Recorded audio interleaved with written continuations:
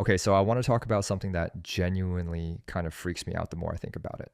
And I think it's going to freak you out too, which is why we're here. So it's the middle of the year right now. And I swear to you, in my head, it is still like January, February, maybe. Like I genuinely have not fully accepted that half of this year is already gone. It does not feel like half a year happened.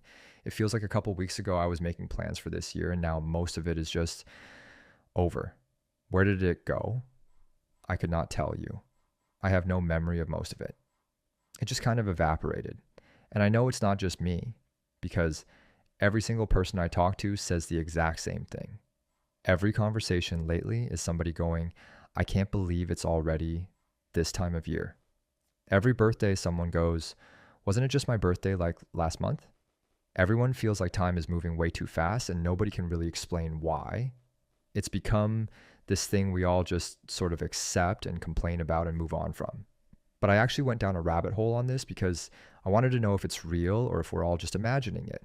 And it turns out there are actual reasons, like real, explainable, kind of unsettling reasons why time feels faster as you get older.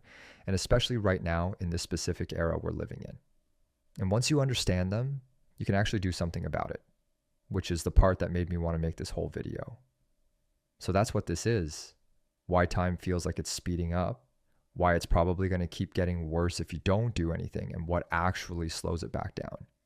Stick around for that last part because it genuinely changed how I think about my own life. Let's get into it. So first I want to start with the one that everybody kind of half knows but never really sits with. And it's the math one, the proportional theory. Here's the idea. When you are 1 year old, that 1 year is your entire life. It is 100% of everything you have ever experienced. When you turn 2, that next year is half your life. It's 50%.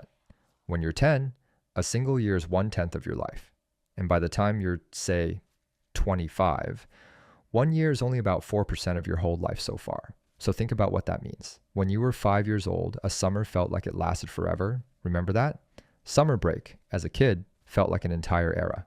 You go back to school in September, and the summer felt like it had been years long. And that's because when you're 5, 3 months is a genuinely huge chunk of your entire existence. It's a real percentage of all the time you've ever been alive. But now, 3 months is nothing. A summer goes by, and you barely register it happened. Because 3 months when you're 25 or 30 or 40 is a tiny sliver of your total life. Your brain measures time relative to how much time you've already lived. So every year that passes is a smaller and smaller fraction of your total experience, which makes each one feel shorter than the last. And here's the part that's kind of brutal about this. It means it never stops. It only gets worse. Like this year felt faster than last year, and next year is going to feel faster than this one.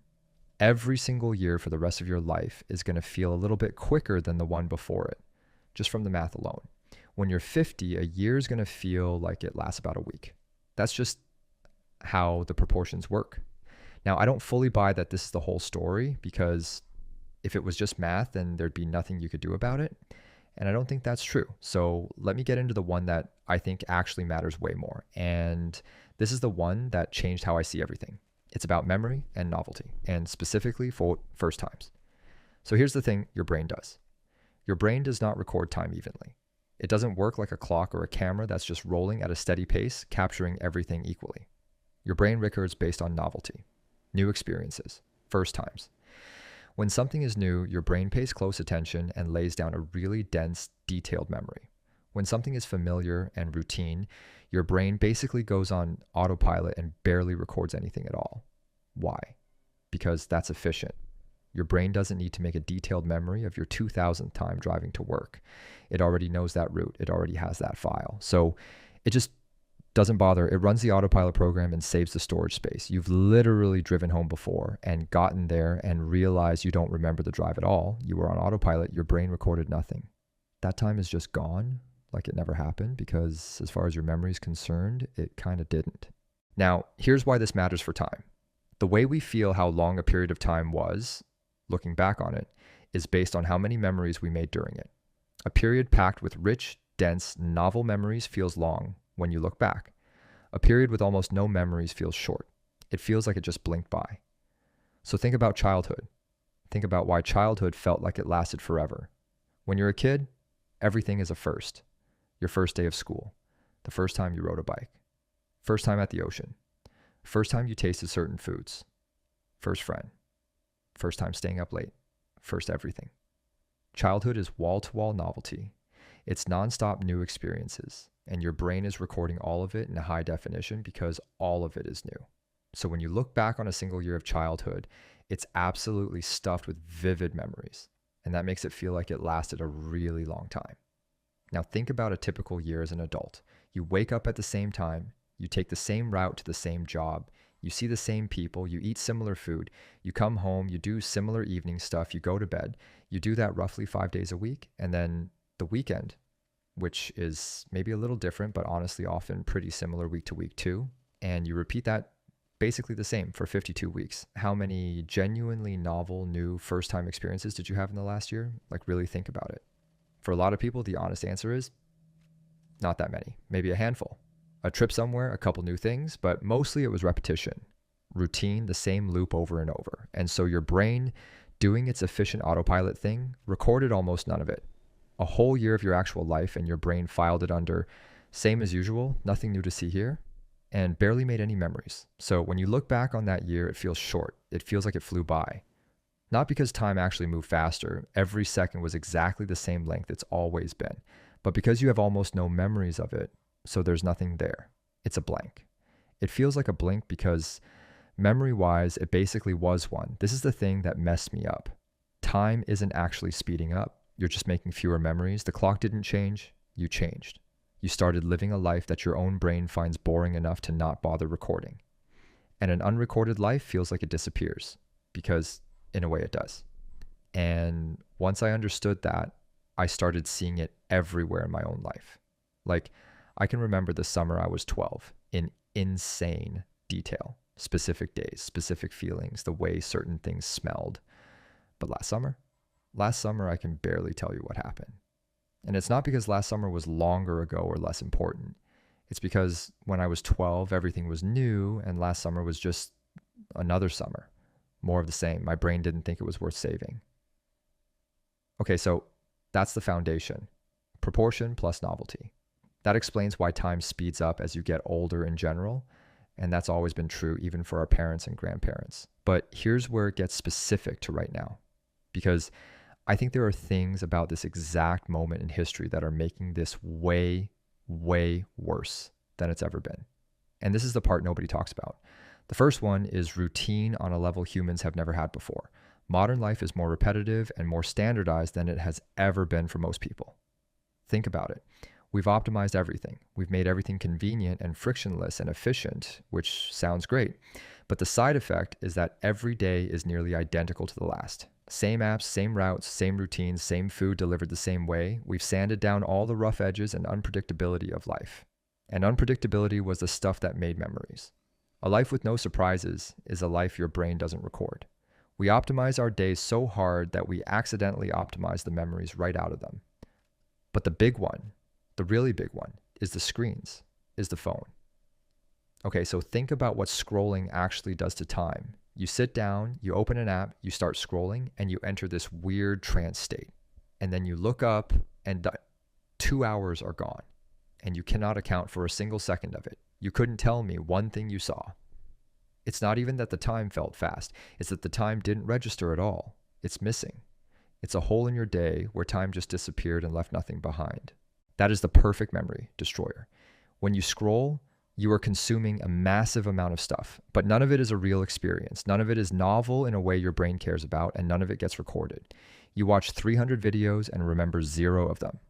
It's pure consumption with no retention. So you can spend hours of your day every single day in this state where time is passing, but no memory is being made. You're awake, you're using up the hours of your one life, and your brain is recording absolutely nothing. And the average person now spends, 4, 5, 6 hours a day on their phone? So do the math on that. That's a huge chunk of every single day spent in a state that produces no memories at all, which means a huge chunk of your life is just not being recorded. It's vanishing in real time. And then you get to the end of the week, the end of the month, the end of the year, and you go, where did the time go? And the answer is it went into the phone, into the scroll, into a void that gave you a little hit of dopamine and took your hours and gave you nothing to remember it by. like genuinely. If you spend 3 hours a day scrolling and you remember none of it, that's 3 hours a day that in your memory did not exist. That's over a month of your year of waking conscious life that left zero trace. No wonder the year feels short. You deleted a huge piece of it without realizing. And it compounds with everything else because the phone doesn't just eat the time you're on it. It also makes you less present for the time you're not on it. You're half watching a movie because you're also scrolling. You're half talking to someone because you're also checking your phone. You're half on a walk because you've got the headphones in and your attention's somewhere else. So even your real experiences are getting diluted. They're not getting fully recorded either because you weren't fully there for them. The phone is taxing your memory even in the moments you're not directly using it. I have to be honest with you, this part hit me kind of hard when I worked it out because I caught myself in it. I realized there were entire evenings, entire days that I genuinely could not remember. And it wasn't because anything bad happened. It's because I spent them half present, scrolling on autopilot, doing the same stuff I always do, giving my brain absolutely nothing worth keeping. I was alive for those days, but I wasn't really there for them. And so they're gone. And there's a real grief to that when you actually sit with it. Those were days of my life. I only get so many, and I just let them dissolve. Okay, let me bring in one more because I think it's underrated. And it's the lack of markers, the lack of milestones. So when you were young, your life had a built-in structure that chopped time into clear, distinct chunks. You had grades in school, you had semesters, summer break, then a new grade, new teacher, new class, new everything. Every single year. Your life had these hard dividing lines that separated one period from the next. Year one of school felt completely different from year two because the whole context changed. Those markers gave time a shape. They gave it texture. You could look back and go, oh, that was 10th grade. That was a totally different era of my life than 9th grade. The dividers made each period feel distinct and therefore memorable. Now, as an adult, those markers are gone. There's no semester. There's no grade you move up to. There's no summer that resets everything. It's just one long, undifferentiated stretch. One year bleeds into the next with no clear line between them. 2023, 2024, 2025. For a lot of people, these all kind of blur into one continuous smear because nothing structurally divided them. There was no marker that said, okay, new era now. It's all just the same continuous loop with the year number changing in the corner. And without those dividers, time loses its shape. It becomes this featureless flat plane that you slide across without anything to grab onto. There's nothing to anchor a memory to. Nothing to say, this happened in this distinct period. So it all compresses together into one blurry mass. And that mass feels short because you can't pull it apart into distinct, long-feeling pieces. There's actually a name people use for this kind of thing in psychology. The idea that distinct, marked periods feel longer in memory. And it tracks with everything else we've talked about. Your brain needs edges, it needs change, it needs new chapters. And modern adult life, especially now, just doesn't give you many. All right. So that's the bad news. And I know that was kind of a lot of bad news stacked up. Let me recap it real quick so it's clear. And then I promise we get to the part where we actually fix it. Because we can fix it. And that's the whole reason this matters. So time feels faster for basically 4 reasons. 1, the proportion things. Every year is a smaller fraction of your total life. So it feels shorter. 2, the novelty thing. You make fewer new memories as an adult, and fewer memories makes time feel like it vanished. 3, the modern stuff. Extreme routine and especially screens, which destroy memory making on a scale humans have never dealt with before. And 4, the lack of markers. No semesters, no chapters, no dividers, so it all blurs into one smear. Now notice something about those 4. The first one, the proportion one, you can't really do anything about.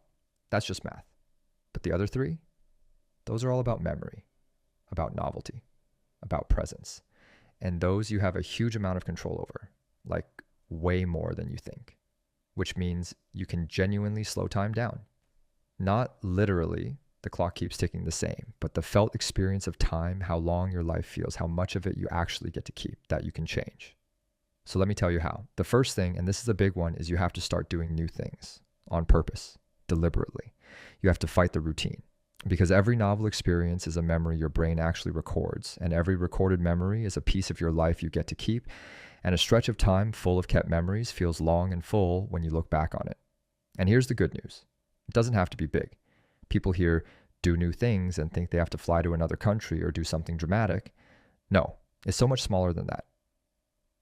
Take a different route home. Eat at a place you've never been. Try a hobby you've been curious about. Drive somewhere you've never driven. Talk to someone new. Cook something you've never made. Anything that breaks the loop and gives your brain a new file to create instead of an old one to autopilot through. The point is just novelty, newness, something your brain hasn't seen before, so it actually wakes up and pays attention and records. I started doing this. Like genuinely just started saying yes to small new things and going slightly out of my way to break my own routine. And I'm telling you, the difference in how full my weeks feel is real. A week where I did 3 or 4 new little things feels twice as long, looking back, as a week where I just ran the loop. Because I actually have memories from it. There's something there. The week left a mark instead of dissolving. The second thing, and you knew this was coming, the phone. You have to take back some of those hours from the scroll. Because I'm not even going to give you the standard screens are bad lecture. You've heard it 1,000 times. I'm going to give you the time version of it, which I think actually lands harder. Every hour you spend scrolling is an hour that produces no memory, which means it's an hour that, looking back, will not exist. You are deleting your own life in real time. That's the actual cost, not it's bad for you in some vague way. It's that you're trading the hours of your one finite life for nothing, for a blank, for time that won't even feel like it happened. So even just cutting it back a little and replacing that time with literally anything that creates a memory, going outside, seeing a person, making something, moving your body, being bored even, that's hours you're taking back from the void and putting back into your actual recorded life. You don't have to quit your phone. Just stop letting it eat the parts of your day that could have been something you'd actually remember. The third thing is to be present, to actually be where you are, because an experience only becomes a memory if you're actually paying attention while it happens. You can do something genuinely new and cool, but if you're half checking your phone the whole time, your brain won't fully record it and it'll slip away just like everything else. Presence is what turns an event into a memory. So when you're doing something, do that thing. Put the phone away. Look around, actually notice where you are and who you're with. It sounds soft and obvious, but it's mechanically how memory works. Attention is the thing that hits record. No attention, no recording, no memory, no time. And the fourth thing, tying back to the markers, give your life some chapters. Deliberately create your own dividers since adult life won't give them to you for free. Start a project that has a beginning and an end. Set a goal for a season. Take photos and actually look back at them. Mark the time somehow so it has edges. Some people do a thing where they try one new thing every month or take on a different focus each season, and it gives the year a shape it wouldn't have had otherwise. You're basically building the semesters back in by hand, manufacturing the chapters your school years used to hand you automatically. And look, I want to land on something here because I think under all the science, this is actually kind of a beautiful thing, not a depressing one, once you flip it around. What all of this really means is that the length of your life isn't measured in years. It's measured in memories, in experiences, in moments you were actually present for. 2 people can live the exact same number of years, and one of them, looking back, lived a life that felt rich and long and full. And the other one feels like it all just blinked by in a haze. And the difference between them isn't time. It's how they spent it. It's how much of it they were actually awake for. So when people say time is flying by, what's really happening a lot of the time is that life is flying by.